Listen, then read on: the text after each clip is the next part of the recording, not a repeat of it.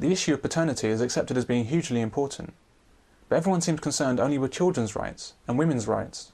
Men's rights are ignored. Do you think that paternity testing may be performed at birth as a standard practice in the future? I wouldn't have thought so.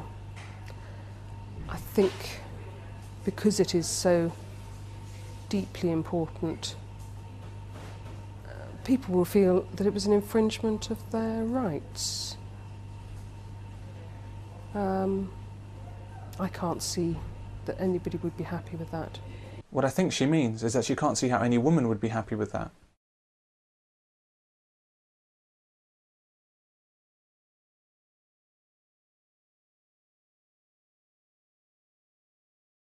Taking the test can be life-changing, and our recommendation to people who call us up on a daily basis before they even do the test is, have you considered the consequences?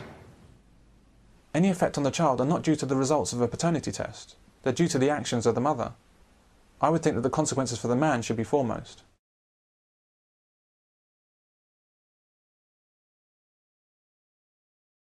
But why is he not paying? I would pay even less, £0 a week, for a child that I thought wasn't mine.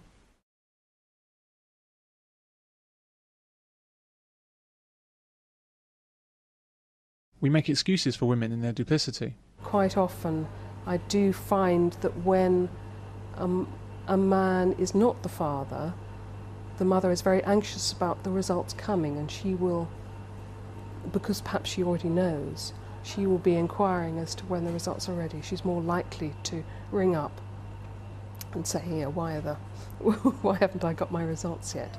But sometimes mothers genuinely don't know.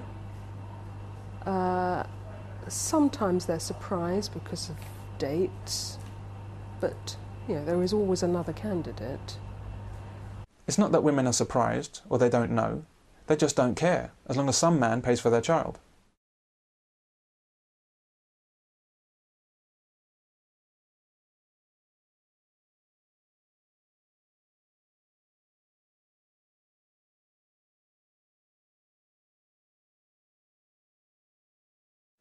Any woman that dupes a man into raising a child that he thinks is his is an evil, sadistic con artist.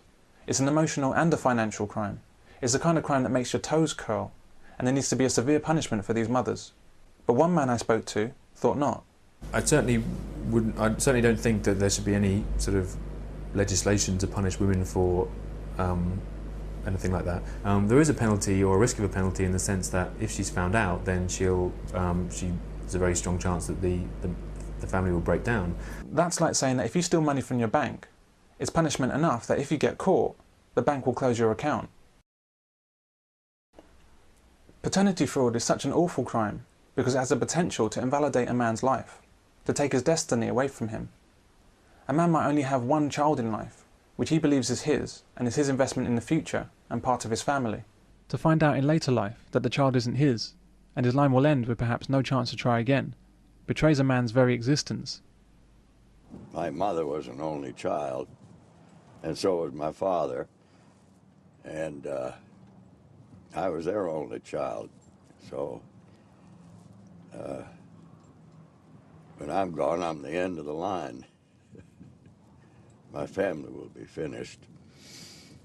A woman doesn't need to care who the father is.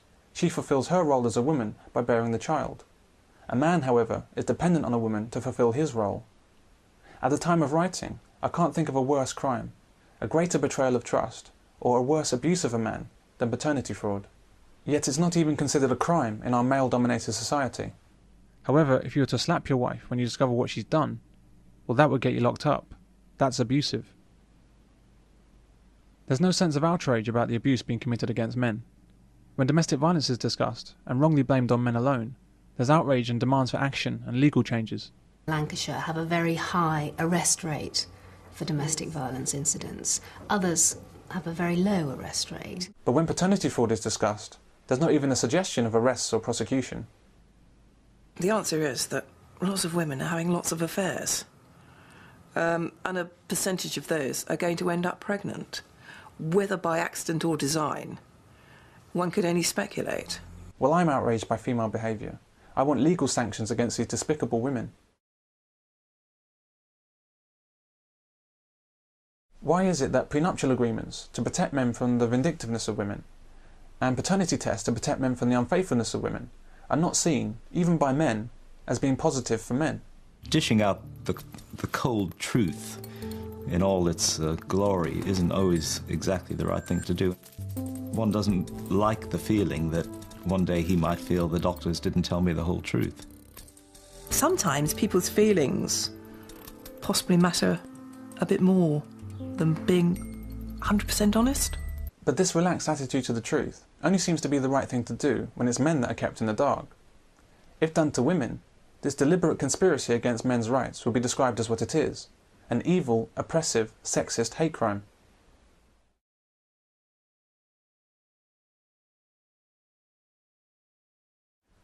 Almost every man I've spoken to about this sees this as a negative issue of trust in the relationship. It's a bad thing for a man to seek a paternity test or a prenup. One of the things that makes marriages work is sort of not just, it's kind of mutual interest and trust.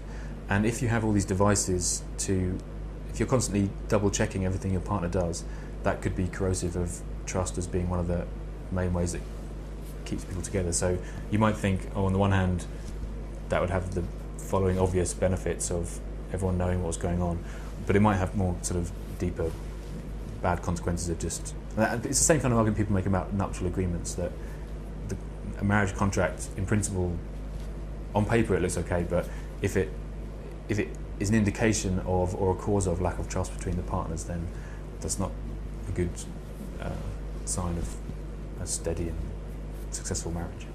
I think that this shows just how thoroughly the psychology of men is suppressed in our society. The very idea of having a paternity test is defined by how she might feel, how the kid might feel, what it means for the relationship, what it means for trust, etc., etc. It seems that men will not demand fair rights, whereas women won't shut up about them. But I also think women should have a right to choose, and they should have a right to control their body, and that they should have an alternative, something that's safe. Let me understand it, though. Can I understand it? Why should a man have to keep himself ignorant and vulnerable in order to have a trustful relationship, when women make no equivalent sacrifice?